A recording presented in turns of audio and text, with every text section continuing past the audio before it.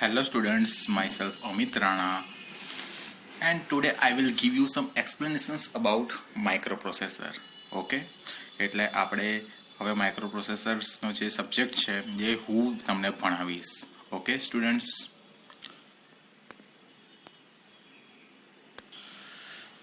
તો મિત્રો third sem computer એન્જિનિયરિંગમાં જો આ સબ્જેક્ટ આવે છે, સબ્જેક્ટ કોડ છે 333701.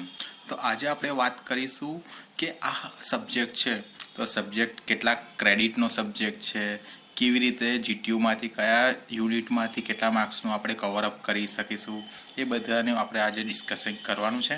ઓકે, તો પહેલાં આપણે વાત કરીએ કે માઇક્રોપ્રોસેસર શું છે. ઓકે, તો માઇક્રોપ્રોસેસર એક ઇલેક્ટ્રોનિક ચીપ હોય છે. ઓકે, તમે કોઈક જગ્યાએ માઇક્રોપ્રોસેસર જોયું હશે. જે લોકો આપણે કોમ્પ્યુટર હોય છે ને એમાં જે મધરબોર્ડ હોય છે ને, મધરબોર્ડની અંદર એક નાની ચોરસ ચીપ લગાવેલી હોય છે જેને માઇક્રોપ્રોસેસર કહેવામાં આવે છે. ઓકે, તો એના વિશે આપણે વાત કરીશું. તો પહેલાં આપણે જોઈ લઈએ microprocessors and assembly language programs આ સબ્જેક્ટ છે. ઓકે, તો હવે આપણે નેક્સ્ટ સ્લાઇડમાં જોઈ લઈએ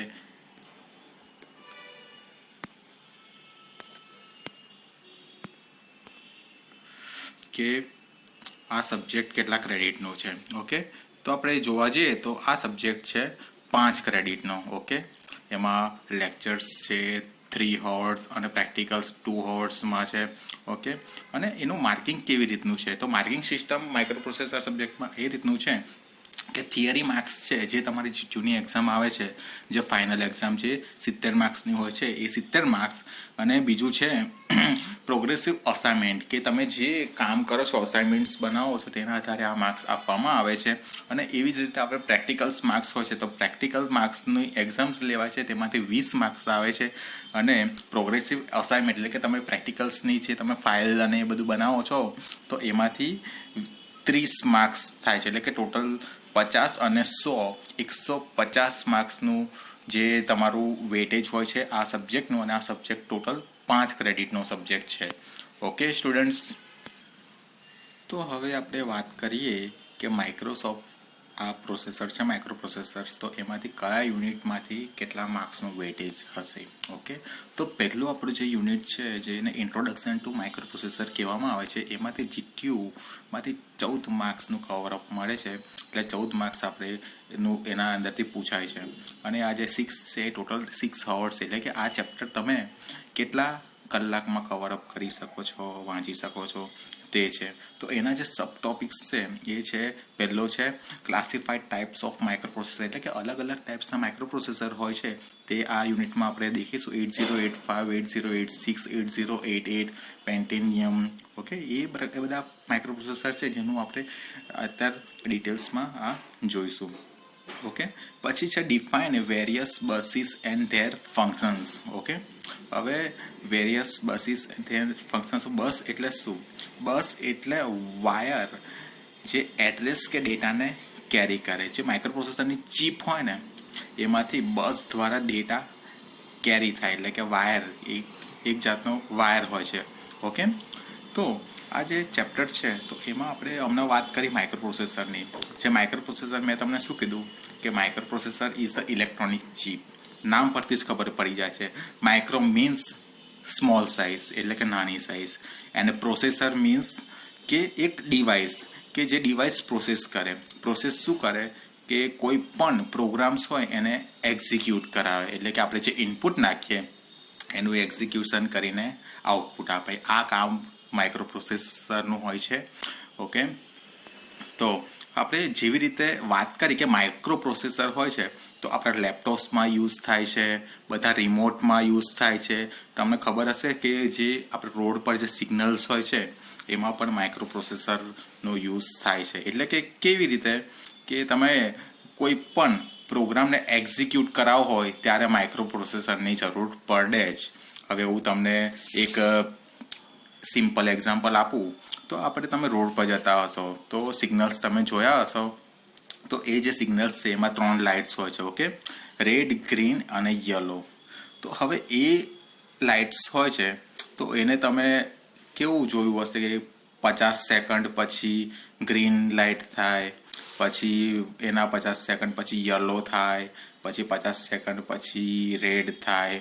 તો એ જે લાઇટો હોય જેનું ટાઈમિંગ સેટ કરેલું હોય છે, જે આખો પ્રોગ્રામ છે એને ઓટોમેટિકલી એક્ઝિક્યુટ કરવાનો હોય છે કે 1 બાય 1 એ લાઇટ કેવી રીતે ચેન્જ થતી જાય છે. ઓકે, તો આ બધું કોની મદદથી થાય છે કે માઇક્રો પ્રોસેસરની મદદથી થાય.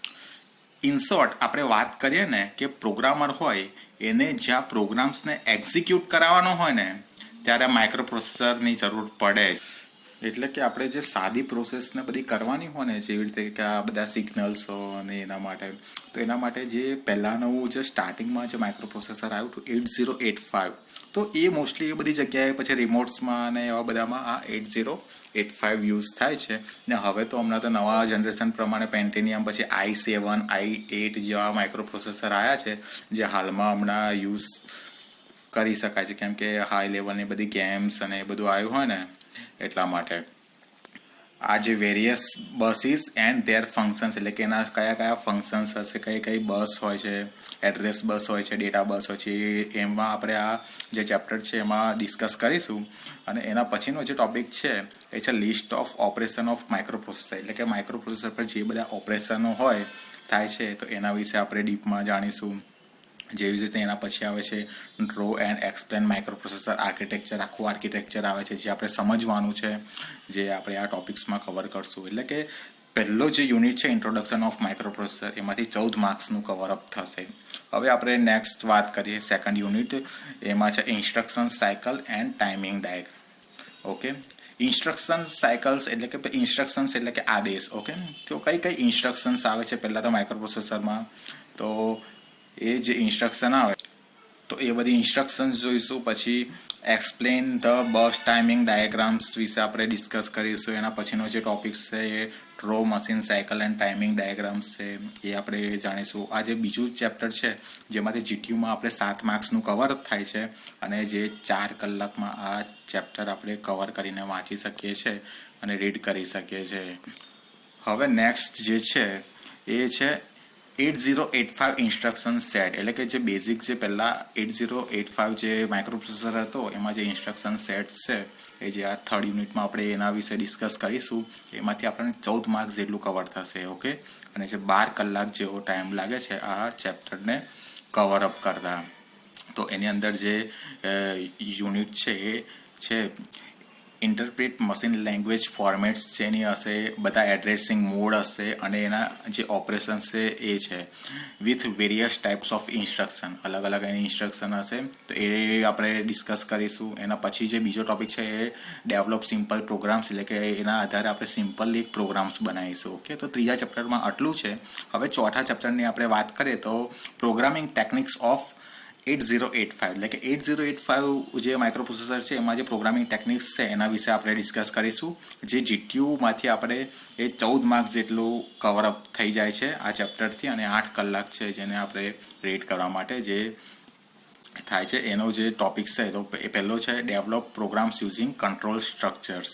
ઓકે, એના પછી છે implementation subroutines and procedures. Okay, તો આ જે ટોપિક્સ છે એના પછી આપણે જે 5મું ચેપ્ટર આવે છે 8085 ઇન્ટરપ્ટ્સ. એ જે 8085 ઇન્ટરપ્ટ્સ આવે છે તો જેમાંથી 7 માર્ક્સ જેટલું કવર અપ કરી શકાય છે જીટીયુમાંથી, અને 4 કલાકનું આ જે ચેપ્ટર છે એ આપણે વાંચી શકીએ છીએ.